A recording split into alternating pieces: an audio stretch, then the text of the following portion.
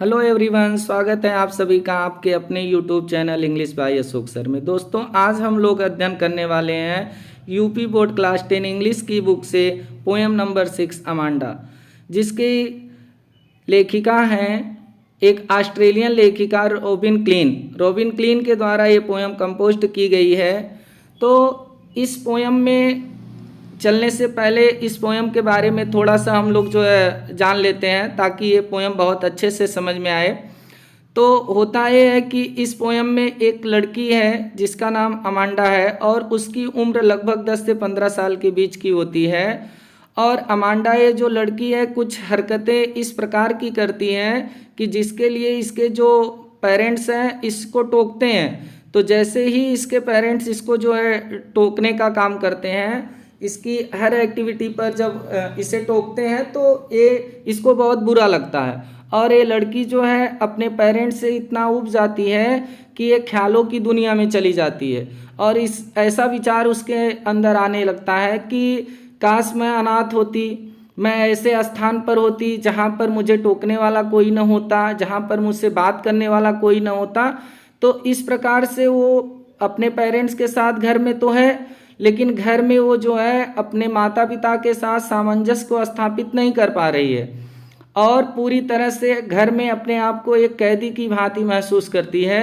तो इस पोएम को आज हम लोग स्टडी करेंगे और जितने भी हमारे स्टूडेंट क्लास 10 के इस पोएम को पढ़ने वाले हैं या पढ़ रहे हैं, तो पढ़ने के बाद हमें कमेंट बॉक्स में ये ज़रूर बताएं कि वो जो है अमांडा के विचारों का समर्थन करते हैं या फिर जो उनके माता पिता का निर्देश था अमांडा के प्रति उनका समर्थन करते हैं। तो इस प्रकार से चलिए इस पोएम का हम लोग अध्ययन करते हैं और जानते हैं कि किस किस बातों के लिए जो है अमांडा को उसके पेरेंट्स के द्वारा टोका जाता था और अमांडा जब ऊब जाती थी तो उसके अंदर कैसे कैसे विचार आते थे। तो आइए शुरू करते हैं। Don't bite your nails, Amanda.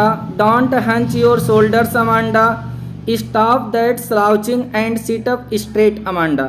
अब देखिए अमांडा की कुछ हरकतें ऐसी हैं जिस हरकतों के लिए उनके पेरेंट्स जो है उन्हें टोका करते हैं। तो पहला जो स्टेंजा है इसमें देखिए उनकी जो माँ है, उनकी माँ जो है अमांडा से क्या कही है, don't bite your nails Amanda. Don't bite, bite means होता है दांत से काटना।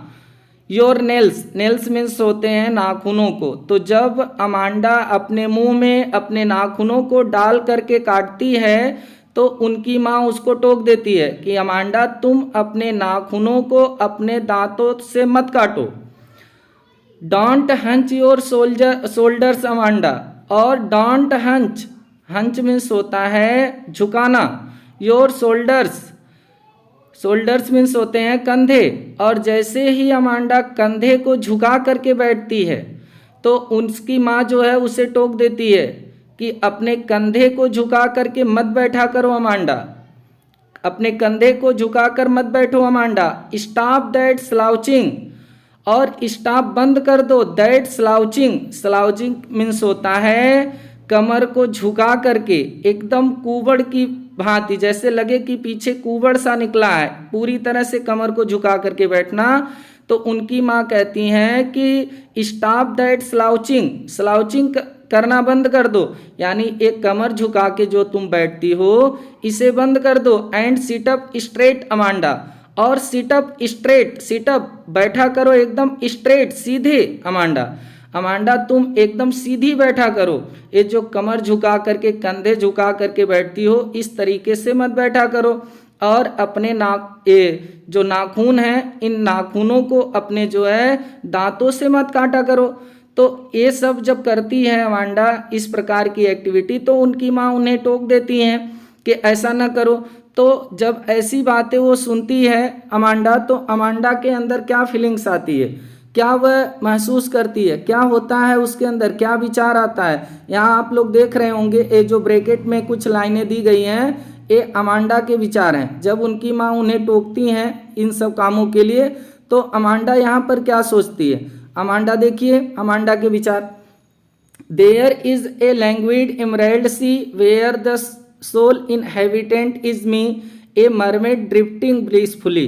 अब यहाँ पर अमांडा देखिए क्या सोचती है कि there is a language, language means होता है रिलैक्स, एकदम शांत, एकदम शांत। इमराल्ड सी, इमराल्ड मीन्स होता है हरा, सी मीन्स समुद्र, सागर। अब उसका सोच है कि एक शांत और हरा समुद्र है। Where the sole inhabitant is me, और वेयर जहाँ द सोल, सोल मीन्स होता है एकमात्र, इनहेबिटेंट मीन्स होता है निवासी, इज मी मैं हूँ। एक शांत और हरा समुद्र है जहाँ पर एकमात्र निवासी मैं हूँ। अब ऐसा वो सोच रही है कि काश एक हरा शांत समुद्र होता और जहाँ पर एकमात्र निवासी मैं होती, दूसरा वहाँ कोई रहने वाला न होता, हमारे पेरेंट्स न होते और लोग न होते, तो हमें कोई रोकने टोकने वाला न होता। इस प्रकार का विचार है यहाँ पर अमांडा का। तो अमांडा सोच रही है, उसके विचार हैं कि काश एक हरा शांत समुद्र होता जहाँ पर एकमात्र निवासी मैं होती। ए मरमेड, मरमेड मीन्स होता है जलपरी, और मैं एक जलपरी होती। अब जलपरी, यहाँ पर जलपरी क्या है, कैसी दिखती है ये आप लोगों को पता होगा। जलपरी की जो हाफ बॉडी होती है वह तो एक लड़की की होती है, लेकिन उसकी जो आधी शरीर होती है वह शरीर जो है मछली की होती है। तो अमांडा यहाँ पर ये सोच रही है कि काश मैं एक जलपरी होती। और ड्रिफ्टिंग ब्लिसफुली, ड्रिफ्टिंग, ड्रिफ्टिंग का मतलब होता है धीरे धीरे, स्लोली मूव करना, धीरे धीरे मैं तैरती, ब्लिसफुली आनंद पूर्वक, ब्लिसफुली मीन्स होता है आनंद पूर्वक, एकदम आनंदित होकर के मैं उस सागर में धीरे धीरे तैरती और वहाँ पर मुझे रोकने टोकने वाला कोई न होता।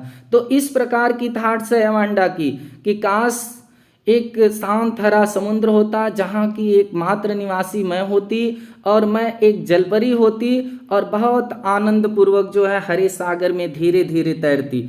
इस प्रकार की थॉट्स है अमांडा की। जैसे ही उनकी माँ उन्हें टोकती हैं, अब देखिए अगले स्टेंजा में उनकी माँ किस बात के लिए जो है अमांडा को टोकी हैं। Did you finish your homework Amanda, did you tidy your room Amanda, I thought I told you to clean your shoes Amanda. अब देखिए उनकी माँ उसे कह रही हैं did you finish, finish means होता है पूरा करना, समाप्त कर लेना। तो डिड यू फिनिश, क्या तुम समाप्त कर चुकी हो, क्या पूरा हो चुका है your homework Amanda. Your homework, तुम्हारा होमवर्क मीन्स गृह कार्य, जो स्कूल से तुम्हें गृह कार्य मिला है, होमवर्क मिला है, क्या आपका गृह कार्य पूरा हो चुका है Amanda. Did you tidy your room Amanda, और did you tidy, tidy means होता है साफ सुथरा करना, तो क्या तुम अपने रूम कमरे को साफ सुथरा कर चुकी हो अमांडा। अब उनकी माँ जो है उसे याद दिला रही हैं, टोक रही हैं कि क्या तुम्हारा होमवर्क पूरा हो चुका है अमांडा, क्या तुम अपने कमरे को साफ कर चुकी हो अमांडा।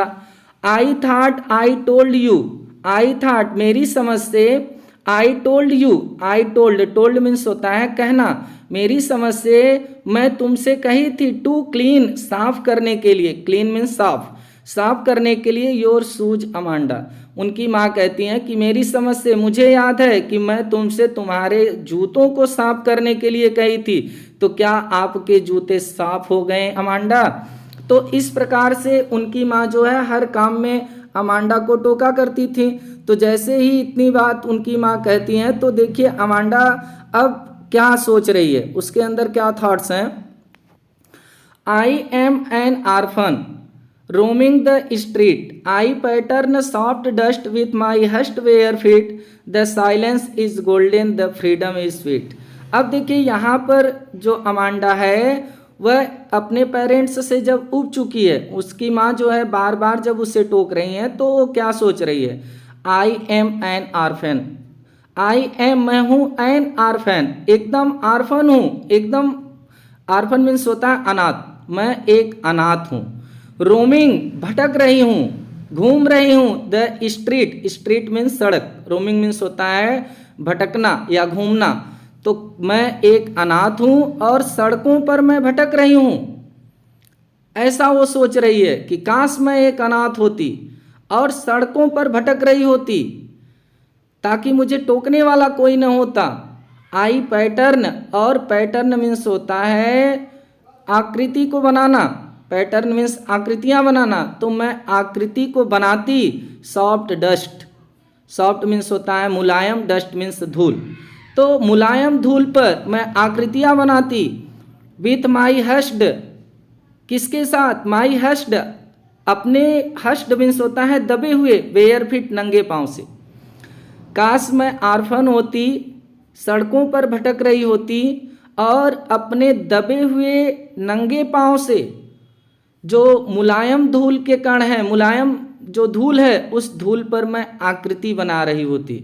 जैसे कोई बहुत एकदम अकेला होता है तो क्या होता है कि वह खड़े खड़े ही रहता है, लेकिन नीचे अपने पैर से जो है धूल पर कुछ न कुछ आकृतियां बनाता रहता है। और वेयर फिट की यहाँ पर बात क्यों कही गई, उसकी सोच में ये बात क्यों आई कि मैं नंगे पांव होती?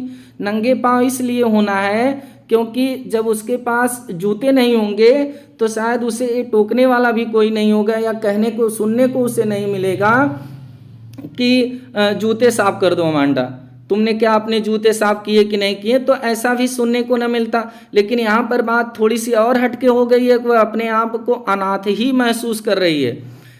काश मैं अनाथ होती, सड़कों पर टहल रही होती और नंगे पांव अपने दबे पैर से मुलायम धूल पर आकृतियां बना रही होती। द साइलेंस इज गोल्डन, और यहाँ पर according to Amanda the silence, ये जो शांति है, इज गोल्डन, मूल्यवान है। गोल्डन मीन्स यहाँ पर हो जाएगा मूल्यवान। तो यहाँ पर अमांडा के अनुसार जो शांति है उसे बहुत ही मूल्यवान बताया गया है, क्योंकि अमांडा को शांति ही पसंद थी। वह शांत दुनिया में रहना चाहती थी। वो ये कल्पना कर रही थी कि मैं ऐसे स्थान पर रहूं जहां पर एकदम शांति हो, मुझे रोकने टोकने वाला कोई न हो। इसलिए वो कह रही है कि साइलेंस इज गोल्डन, शांति जो है वो बहुत मूल्यवान है। द फ्रीडम इज स्वीट, और जो आज़ादी है वह बहुत स्वीट है, प्यारी है, मधुर है। अब अमांडा यहाँ पर साइलेंस को गोल्डन बताई है, यानी शांति बहुत मूल्यवान है और आज़ादी जो है बहुत प्यारी है, यानी वो बंदिशों में जीना नहीं चाहती थी, उसे फ्रीडम चाहिए थी। तो इस प्रकार से ये उसके विचार होते हैं। अब हम लोग मूव करेंगे इस पोएम की अगली स्टेंजा में और देखेंगे कि इस स्टेंजा में जो है अमांडा को किस बात के लिए क्या कहा गया है। Don't eat that chocolate Amanda, don't eat, it means होता है खाना, चॉकलेट तो आप लोग समझ ही रहे होंगे। अब उसकी माँ जो है कह रही है कि don't eat that chocolate Amanda, Amanda ये जो चॉकलेट तुम खा रही हो, डोंट ईट, मत खाया करो। Remember your acne Amanda, remember याद है ना, रिमेंबर मीन्स याद करना, याद कर लो। योर एक्नी, एक्नी मीन्स होते हैं मुहासे, जो पिंपल्स होते हैं बच्चों के चेहरे पर आते हैं जिससे फेस काफ़ी ख़राब हो जाता है, तो उनकी माँ उसे याद दिलाती है कि ये चॉकलेट जो तुम खा रही हो तो इससे जो एक्नी है ये आपके और बढ़ जाएंगे, तो आपका जो फेस है वो खराब हो जाएगा। तो इसलिए उनकी माँ कह रही है कि don't eat that chocolate Amanda, Amanda ये चॉकलेट खाना बंद कर दो। रिमेंबर योर एक्नी अमांडा, और याद कर लो अपने मुहासे को। विल, अब जब उनकी माँ जो है चॉकलेट खाने के लिए मना करती हैं और बताती हैं कि अपने मुहासे को याद कर लो, तो अमांडा जो होती है अब धीरे धीरे अपने माँ के जो दिशा निर्देश थे, जो रोक टोक था, उनकी बातों से पूरी तरह से ऊब गई है और अपनी माँ की बातों पर विशेष ध्यान नहीं देती है। तो इसलिए उनकी माँ फिर आगे कह रहे हैं, will you please look at me, will you please, कृपया तुम, लुक एट मी, लुक देखना, एट मी मेरी तरफ, कृपया तुम मेरी तरफ देखा करो। वेन, जब, I am speaking to you, speak means होता है बोलना या बात करना, टू यू तुमसे, जब मैं आपसे बात करती हूं तो कृपया तुम मेरी ही तरफ देखा करो अमांडा। ऐसा नहीं कि मैं तुमसे बात करती हूं और तुम देख किसी और तरफ रही हो। तो उनकी माँ यहाँ पर उसे जो है निर्देशित कर रही कि अमांडा मैं जब तुमसे बात करूं, तुम्हें कुछ कहूं, तो तुम मेरी ही तरफ देखा करो। तो इस प्रकार से अमांडा की माँ जो है यहाँ पर अमांडा को जो है ये दिशा निर्देश देती हैं। तो इसके बाद देखिए अब जो अमांडा है उसकी क्या थॉट्स हैं। देखिए यहाँ पर अमांडा क्या सोची है। I am Rapunzel, I have not a care, life in a tower and tranquil and rare, I will certainly never let down my bright hair. अब यहाँ पर अमांडा क्या सोच रही है, जब अपनी माँ के जो है दिशा निर्देश से पूरी तरह से परेशान हो चुकी है, तो सोच रही कि आई एम रैपुंजल, मैं एक रैपुंजल हूँ। रैपुंजल एक परी की कहानी है। रैपुंजल जो है वो एक परी होती है, जो जर्मन स्टोरी है। ये बहुत बड़ी लंबी कहानी है, लेकिन शॉर्ट में इसको जानते हैं। तो जो रैपुंजल होती है वह एक चुड़ैल के द्वारा जो है कैद कर ली जाती है, और वह चुड़ैल जो होती है वह उस रैपुंजल को एक टावर पर काफ़ी ऊपर ले जा कर के रख देती है कैद करके। और ये रैपुंजल के बाल इतने बड़े बड़े होते हैं कि उसके बाल वहाँ टावर से बहुत ऊंचाई से एकदम नीचे ज़मीन तक जो है लटके हुए होते थे। तो जो चुड़ैल होती थी तो उसी के बाल के माध्यम से, रैपुंजल के बालों के माध्यम से जो है ऊपर चढ़ करके जाती थी, और उसी बालों के माध्यम से वह नीचे जो है आती थी। तो यहाँ पर वही सोच रही है ये अमांडा कि आई एम रैपुंजल, मैं एक रैपुंजल हूँ। I have not a care, और I have not a care, care का मतलब होता है ध्यान देना या परवाह करना। तो मुझे किसी की भी परवाह नहीं होती। काश मैं एक रैपुंजल होती और मुझे किसी की परवाह नहीं होती। लाइफ इन ए टावर, और लाइफ मेरा जो है, जो मेरा जीवन है वो इन ए टावर, एक टावर में होता। ट्रैंक्विल, ट्रैंक्विल मीन्स होता है एकदम शांत, एंड रेयर एकदम दुर्लभ। रेयर मीन्स होता है दुर्लभ, और ट्रैंक्विल मीन्स होता है शांत। तो मेरा जो जीवन होता है वह एक टावर में एकदम शांत और दुर्लभ होता।